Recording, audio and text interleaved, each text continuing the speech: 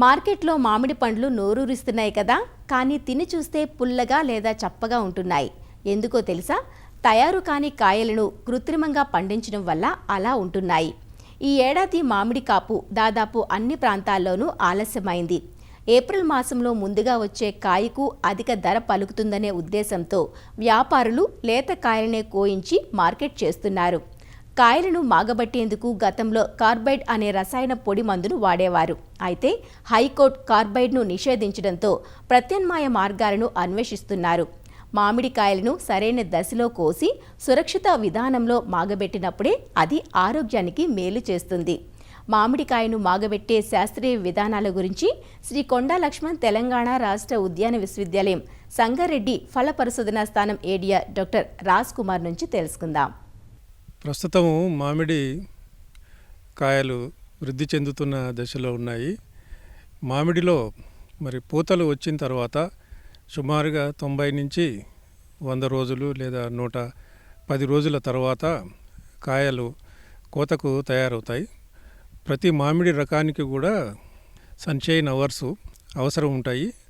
ఆ అవర్స్ అంటే ఆ వేడి గంటలు, సూర్యరశ్మి తగిలే గంటలు దొరికాక ఆ మామిడి కాయలు అభివృద్ధి చెందటము, వాటిని కోసుకోవటము, మనం రైపనింగ్ అంటే మాగబెట్టడము చేస్తుంటాము.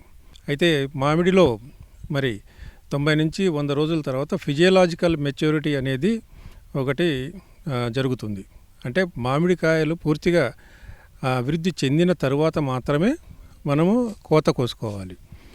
అట్లా కాకుండా ఇప్పుడు చాలామంది వ్యాపారస్తులు కాయలు పచ్చిగా ఉన్నప్పుడే ఈ ఎర్లీ మార్కెట్ కోసం కాయలను కోత తీసుకొని వాటిని మార్కెట్కి పంపించుకోవడం జరుగుతుంది.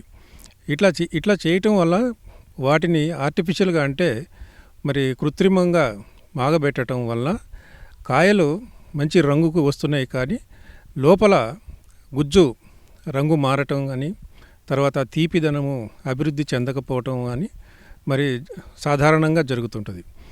అంటే మనకి వ్యాపారస్తులు చాలా వరకు గతంలో ఈ కార్బైడ్ అనే రసాయనాన్ని ఉపయోగించి ఈ పచ్చి మామిడికాయలని మాగబెట్టడము, మార్కెట్కి పంపించడం జరుగుతుంది.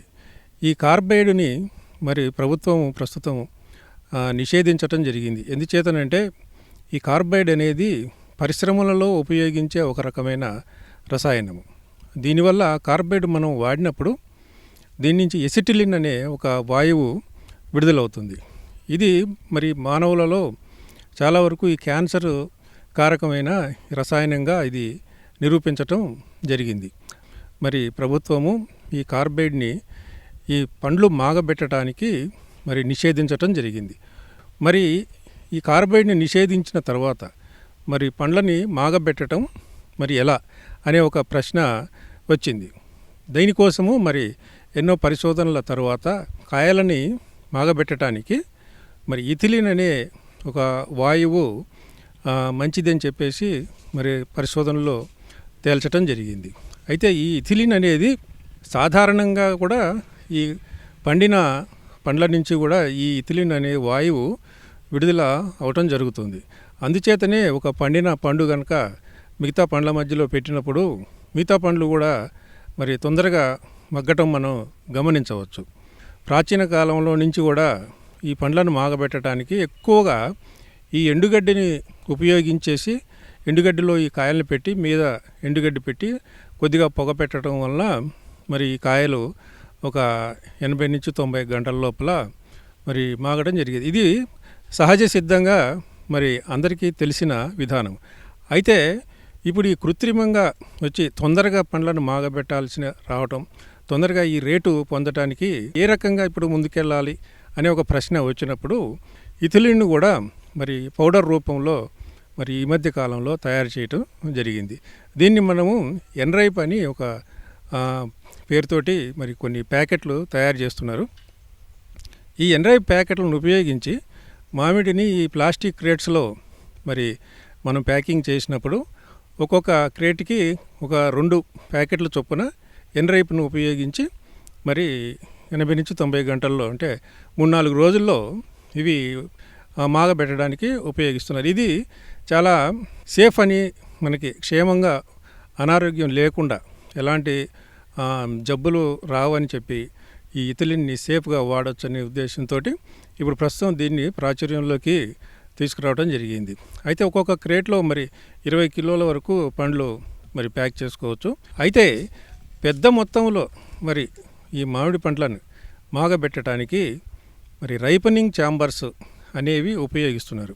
ఈ రైపనింగ్ ఛాంబర్స్ అనేవి మనకి ఎక్కువగా ఈ కరెంటుతోటి మరి ముడిపడి ఉన్నాయి. ఈ రైపనింగ్ ఛాంబర్స్ టన్నులలో మనం కాయలని మాగబెట్టడానికి ఉపయోగిస్తారు.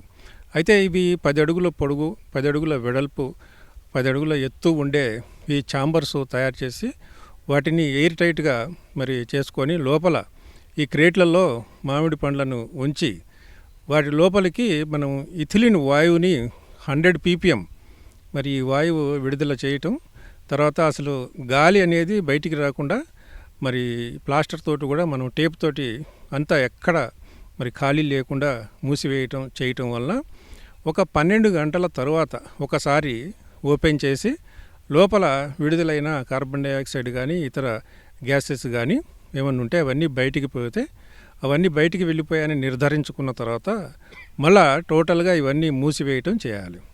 ఇంకొక 12 గంటల తర్వాత మనం కనుక చూసినట్లయితే ఈ కాయలు రంగు మారటం జరుగుతుంది. న్యాచురల్గా ఫిజియలాజికల్ మెచ్యూరిటీ జరిగిన తర్వాత, అంటే మరీ ముందుగా కాకుండా కాయలు బాగా తయారైన తర్వాత మనం కోసి మాగబెట్టినట్లయితే కాయ రంగుతో పాటు గుజ్జు కూడా మరి ఎల్లో రంగు, పసుపు రంగుకి మారటం మనం గమనించవచ్చు. ఇలాంటి కాయలు మనకి తీయగా ఉంటాయి. మార్కెట్లో ఎర్లీగా వచ్చిన కాయలు పుల్లగా ఉండటము, మే 15 తర్వాత వచ్చిన కాయలు మరి తీయగా ఉండటం మనం గమనించవచ్చు. దీనికి ముఖ్య కారణం ఏంటంటే కాయలు ఫిజియలాజికల్ మెచ్యూరిటీ, అంటే అవి కాయలు పూర్తిగా తయారైన తర్వాత మాత్రమే మనం వాటిని మాగబెట్టుకోవాలి. అంటే ఇది ఎలా తెలుస్తుంది మనకి అంటే కాయలు ముదురు ఆకుపచ్చ రంగు నుంచి లేత ఆకుపచ్చ రంగుకి మారుతాయి.